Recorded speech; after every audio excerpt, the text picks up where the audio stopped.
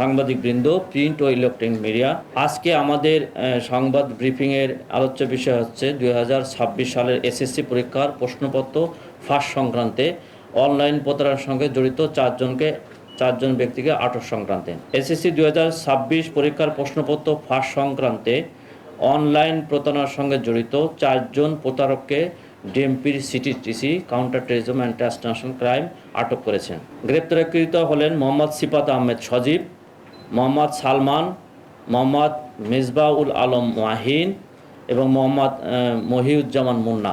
গত সোমবার 20 April CTTC online বিভাগ ইন্টেলিজেন্স অ্যানালাইসিস বিভাগ কর্তৃক সোশ্যাল মিডিয়া মনিটরিং সময় এসএসসি 2026 প্রশ্নপত্র ফাঁস গ্রুপ নামক একটি ফেসবুক পেজ থেকে গুরুত্বপূর্ণ তথ্য সংগ্রহ করা হয়। প্রাপ্ত তথ্য ও প্রযুক্তিগত বিশ্লেষণের ভিত্তিতে সিটিটিসির একটি চৌকস দল একই দিন রাত 8:20 সময় ঢাকা জেলার আশুলিয়া থানার জিরাবত তাজপুর এলাকায় অভিযান পরিচালনা করে সিফাত আহমেদ সজীব নামে এক ব্যক্তিকে গ্রেপ্তার করা হয়। গ্রেপ্তারকৃত সজীবের স্বীকারোক্তি ও প্রাপ্ত তথ্য বিশ্লেষণের পর বৃহস্পতিবার 23 এপ্রিল বগুড়ার ধুনট থানা এলাকায় অভিযান চালিয়ে সালমান নামে এক ব্যক্তিকে গ্রেপ্তার করা হয়।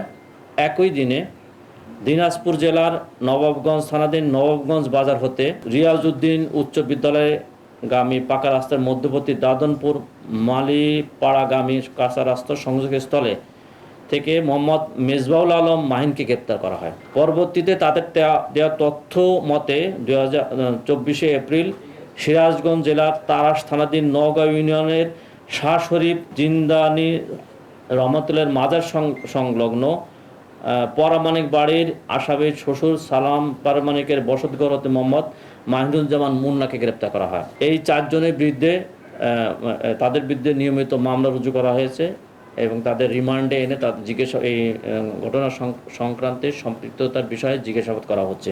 এই চক্র প্রশ্নপত্র দেওয়ার নাম করে নিরীহ মানুষের কাছ থেকে, ছাত্রদের কাছ থেকে টাকা আদায় এবং প্রলোভন দিয়ে আসছে। এই বিষয়ে তদন্ত অব্যাহত রয়েছে। আমরা তদন্তের পরে বাকি বিষয়ে বলতে পারব। আমরা যা পেয়েছি সেইখানে আসলে বর্তমান যে প্রশ্নপত্র পরীক্ষা হচ্ছে তার সঙ্গে কোনো মিল নেই। তারা মূলত প্রতারণা করার জন্যই, আর্থিকভাবে অনৈতিক সুবিধা নেওয়ার জন্যই তারা এই কাজটা করেছে এবং এই যে সুষ্ঠু সুন্দর ব্যবস্থাপনা যে পরীক্ষা হচ্ছে এটিকে প্রশ্নবিদ্ধ করার জন্যই তারা কাজটা করেছে।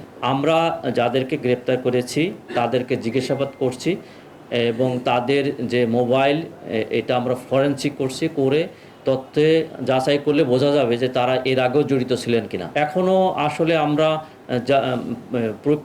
যাচাইয়ের প্রক্রিয়ার মধ্যে আছি, এখনই এটা মন্তব্য করতে পারছি না।